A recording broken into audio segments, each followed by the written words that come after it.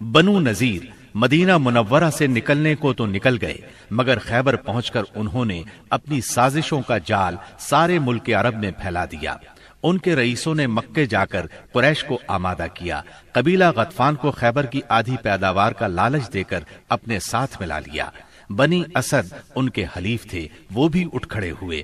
غرض سب مل ملا کر 10,000 کا بھاری لشکر مدینہ منورہ کی طرف روانہ ہوا۔ جب نبی اکرم صلی اللہ علیہ وسلم کو ان کی چڑھائی کی خبر ملی تو آپ نے صحابہ کرام رضی اللہ عنہم سے مشورہ کیا۔ سیدنا سلمان فارسی رضی اللہ عنہ نے مشورہ دیا کہ شہر کے 3 اطراف میں دشوار گزار پہاڑ، مکانات اور کھجوروں کے گھنے باغات ہیں جو پناہ کا کام دیتے ہیں۔ صرف شمالی سمت کھلی ہے، اگر وہاں خندق کھود دی جائے تو شہر کا حملہ روکا جا سکتا ہے۔ آپ نے یہ رائے پسند کی، لہٰذا آپ نے اسی جانب ہرہ شرقیہ اور غربیہ کے درمیان کا سب سے تنگ مقام منتخب کیا، جو کم و بیش 1 میل ہے۔ وہاں خندق کھود کر دونوں ہروں کو ملا دیا۔ مغرب میں یہ خندق سلا پہاڑی کے شمال سے شروع ہوتی تھی اور مشرق میں مقام شیخین کے پاس ہرہ شرقیہ کے ایک بڑھے ہوئے سرے سے جا ملتی تھی۔ آپ نے ہر 10 آدمیوں کو 40 ہاتھ خندق کھودنے کا کام سونپا اور خود بھی خندق کھودنے اور مٹی ڈھونے میں شریک ہو گئے۔ لوگ رجز پڑھتے اور آپ جواب دیتے، نیز آپ رجز پڑھتے اور لوگ جواب دیتے تھے۔ لوگوں نے خندق کھودنے میں بڑی مشقتیں برداشت کی، بالخصوص سردی اور بھوک کی شدت۔ لوگوں نے رسول اللہ صلی اللہ علیہ وسلم سے بھوک کی شکایت کی اور اپنے پیٹوں پر ایک ایک پتھر بندھے ہوئے دکھلائے تو آپ نے انہیں اپنے پیٹ پر 2 پتھر دکھلا دیے۔ خندق کی کھدائی کے دوران بعض نشانیاں بھی دیکھنے میں آئیں۔ سیدنا جابر نے رسول اللہ صلی اللہ علیہ وسلم کی بھوک کی سختی دیکھی تو صبر نہ کر سکے، اپنی بکری کا ایک بچہ ذبح کیا اور ان کی بیوی نے 1 سا جو پیسے۔ پھر خفیہ طور پر رسول اللہ صلی اللہ علیہ وسلم کو چند صحابہ کرام سمیت دعوت دی، مگر رسول اللہ صلی اللہ علیہ وسلم سارے اہل خندق کے ساتھ، جن کی تعداد 1000 تھی، چل پڑے اور سب نے شکم سیر ہو کر کھایا۔ پھر بھی ہانڈی بھری ہوئی ابلتی رہی اور آٹے سے روٹی پکتی رہی۔ اس طرح سیدنا برا کے ساتھیوں کا ایک سخت چٹان سے سامنا ہوا۔ نبی صلی اللہ علیہ وسلم نے اتر کر بسم اللہ کہا اور کدال سے ایک ضرب لگائی تو ایک ٹکڑا کٹ گیا اور اس سے ایک روشنی نکلی۔ آپ نے فرمایا، اللہ اکبر، مجھے شام کی کنجیاں دی گئیں اور اس وقت میں اس کے سرخ محل دیکھ رہا ہوں۔ اس کے بعد آپ نے دوسری ضرب لگائی اور فتح فارس کی خوشخبری سنائی، پھر تیسری ضرب لگائی اور فتح یمن کی خوشخبری سنائی اور پوری چٹان کٹ گئی۔ ادھر قریش اور ان کے پیروکار 4000 کا لشکر لے کر آئے۔ ان کے ساتھ 300 گھوڑے اور 1000 اونٹ تھے۔ ان کا سالار ابو سفیان تھا اور جھنڈا عثمان بن طلحہ نے اٹھا رکھا تھا۔ جب یہ لشکر مدینہ کے قریب پہنچا تو خندق دیکھ کر دنگ رہ گیا، چنانچہ انہیں مدینہ منورہ کے باہر پڑاؤ کرنا پڑا۔ ادھر 3000 مسلمان پوری طرح ہوشیار تھے اور خندق کی نگرانی کر رہے تھے۔ دونوں اطراف سے تیر اندازی شروع ہوئی جو کئی دن تک جاری رہی۔ ایک روز مشرکین کے شاہ سواروں کی ایک جماعت نے ایک تنگ مقام سے خندق عبور کر لی۔ ان لوگوں میں عمر بن عبد ود، اکرمہ بن ابی جہل اور زرار بن خطاب وغیرہ شامل تھے۔ ان کے گھوڑے اندر داخل ہو کر چکر کاٹنے لگے۔ ایسے میں سیدنا علی رضی اللہ عنہ چند مسلمانوں کے ساتھ نکلے اور جس مقام سے انہوں نے خندق عبور کی تھی اس پر قبضہ کر لیا۔ اس طرح انہوں نے ان لوگوں کا واپسی کا راستہ بند کر دیا۔ اس پر عمر بن عبد ود نے انہیں مقابلے کے لیے للکارا۔ وہ بہت بہادر اور ظالم تھا۔ سیدنا علی رضی اللہ عنہ نے کوئی بات کہہ کر اسے بھڑکا دیا۔ وہ گھوڑے سے اتر آیا۔ اب دونوں نے ایک دوسرے پر بڑھ چڑھ کر وار کیے۔ آخر سیدنا علی نے اسے ایک کاری ضرب لگائی، وہ وہیں ڈھیر ہو گیا۔ باقی مشرک بھاگ نکلنے میں کامیاب ہو گئے۔ بھاگتے وقت ان کی بدحواسی کا عالم یہ تھا کہ اکرمہ اپنا نیزہ چھوڑ گیا۔ نوفل بن عبداللہ خندق میں جا گرا، جسے مسلمانوں نے قتل کر دیا۔ اب مشرکین نے تیر اندازی شروع کر دی۔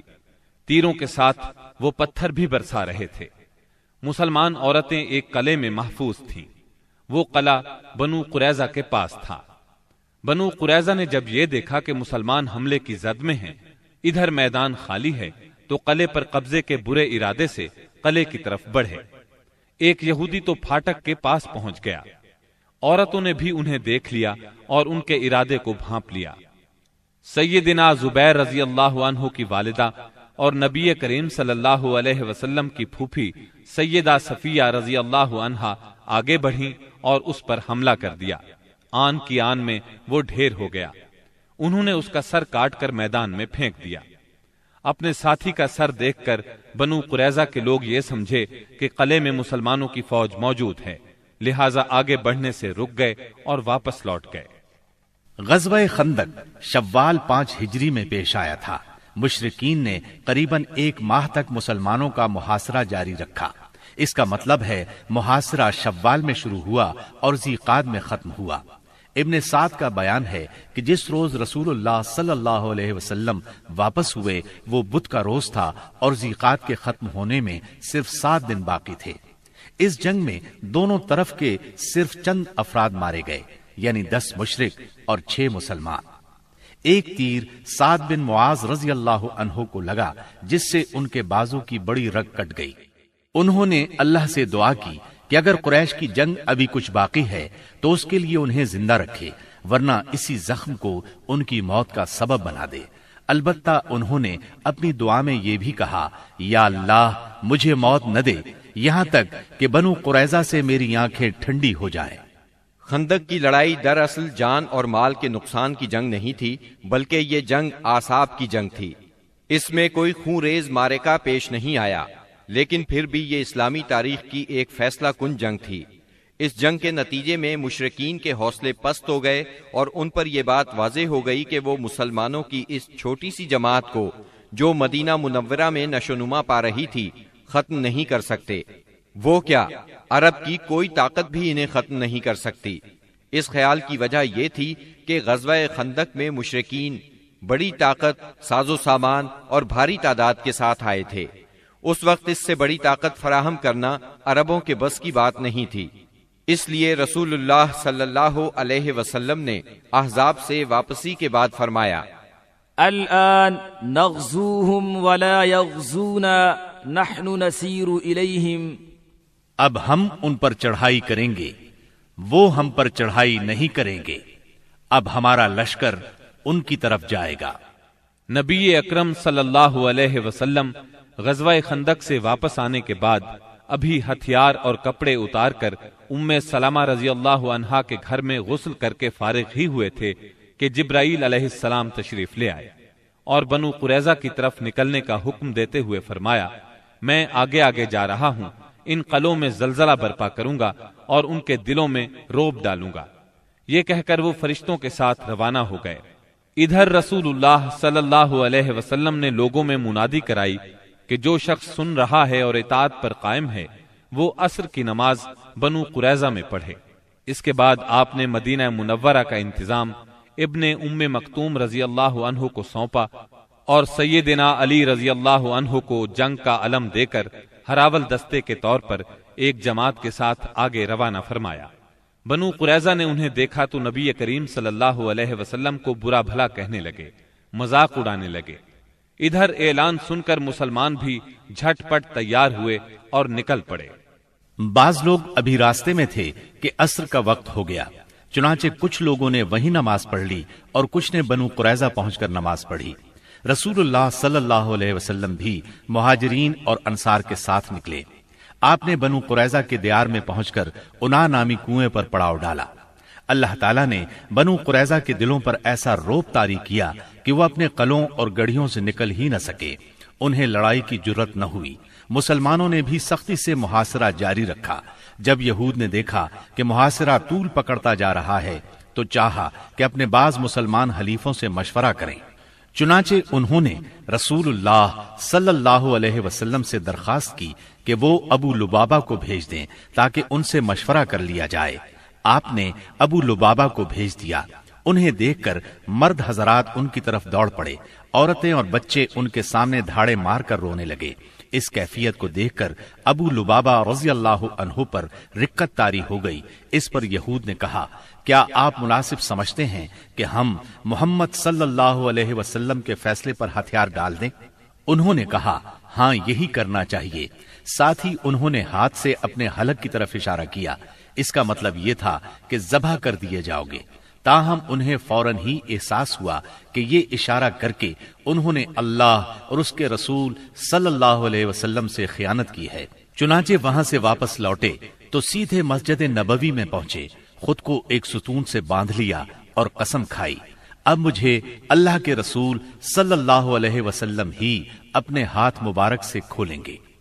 रसूलुल्लाह सल्लल्लाहु अलैहि वसल्लम को इसकी इत्तिला हुई तो आपने फरमाया, अगर वो मेरे पास आ गए होते तो मैं उनके लिए मगफिरत की दुआ कर देता, लेकिन जब वो ये काम कर बैठे हैं तो हम भी उन्हें छोड़े रखेंगे यहां तक कि अल्लाह ही उनके बारे में फैसला फरमा दे।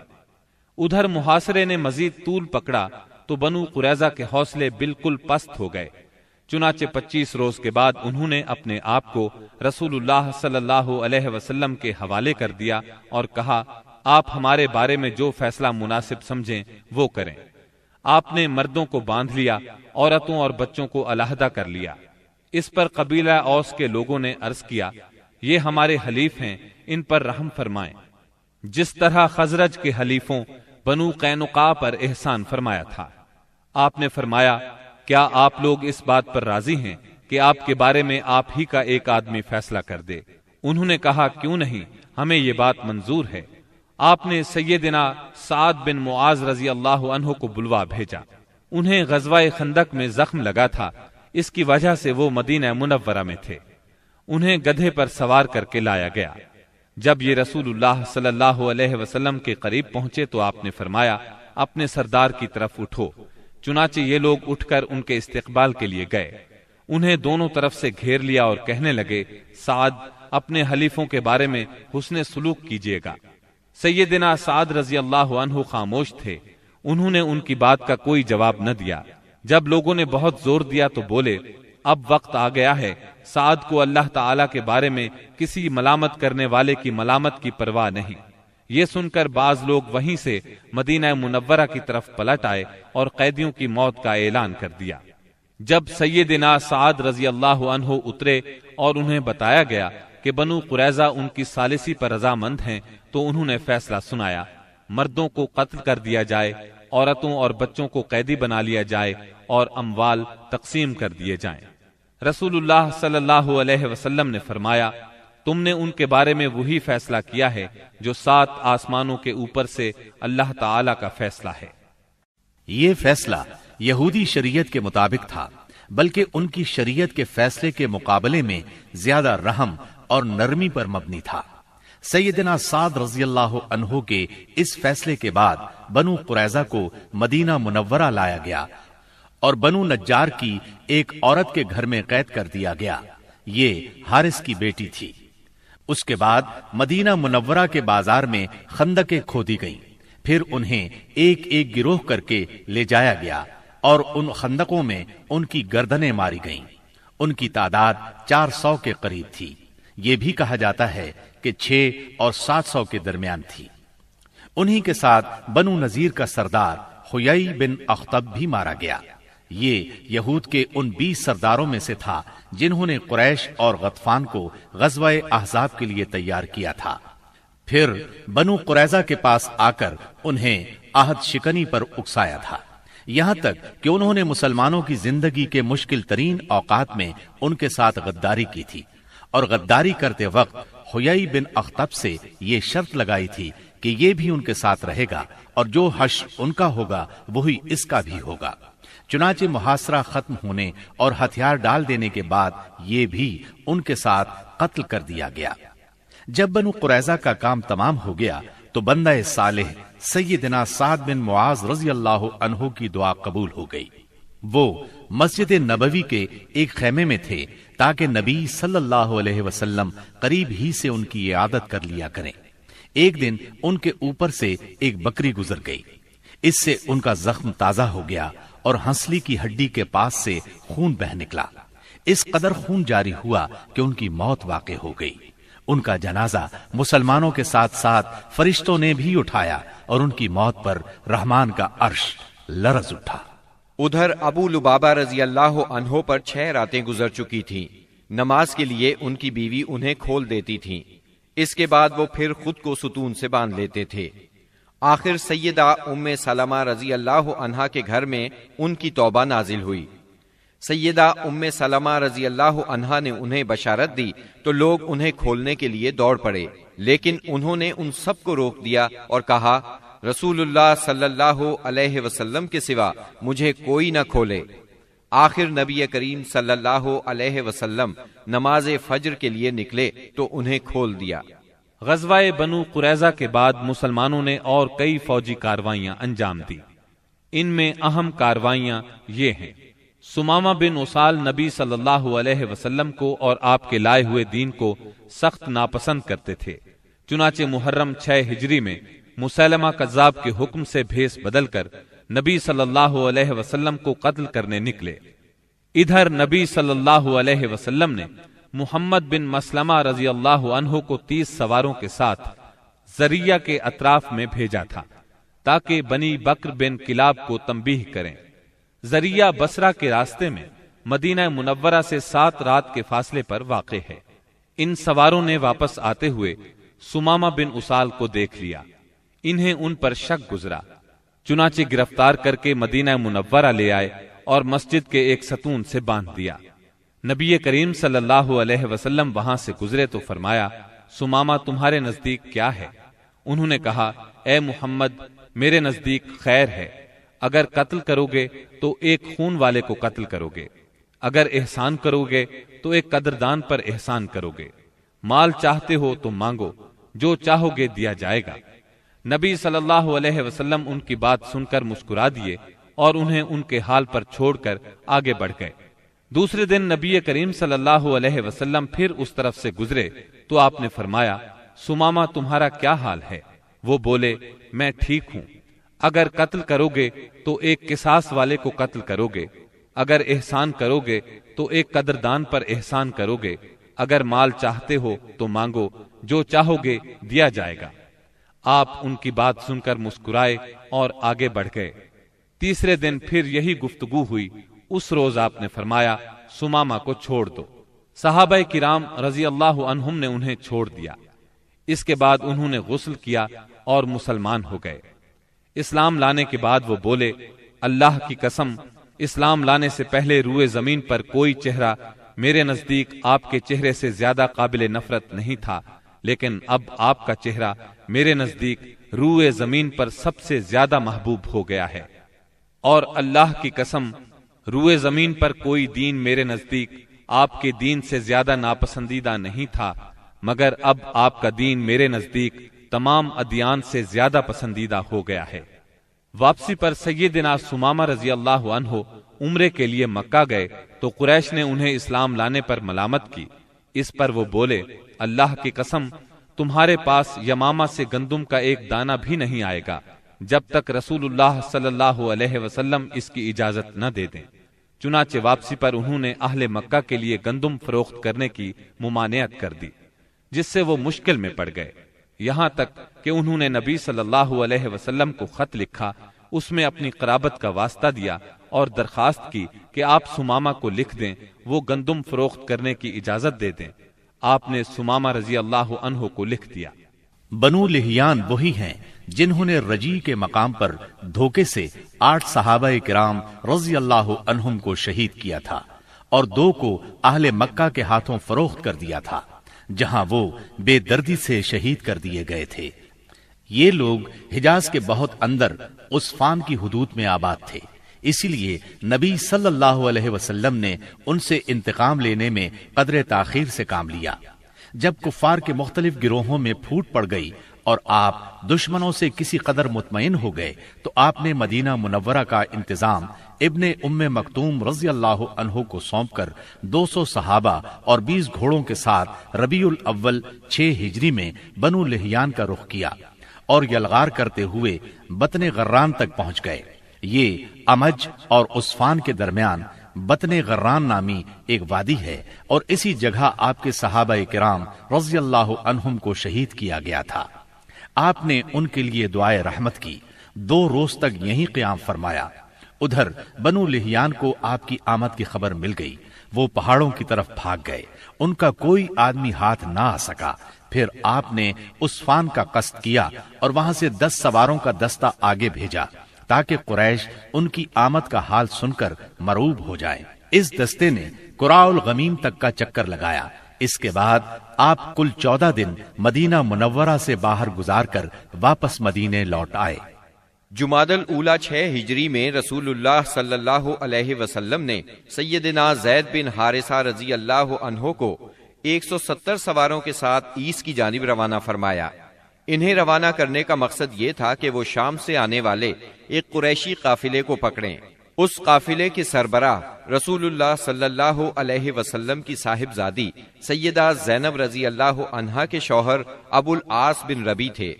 اس مہم میں قریش کے ایک قافلے کا مال ہاتھ آیا، لیکن ابو العاص بھاگ نکلنے میں کامیاب ہو گئے اور سیدھے مدینہ منورہ جا پہنچے۔ انہوں نے سیدہ زینب رضی اللہ عنہا کی پناہ لے لی اور ان سے کہا، رسول اللہ صلی اللہ علیہ وسلم سے کہیں آپ قافلے کا سامان واپس کر دیں۔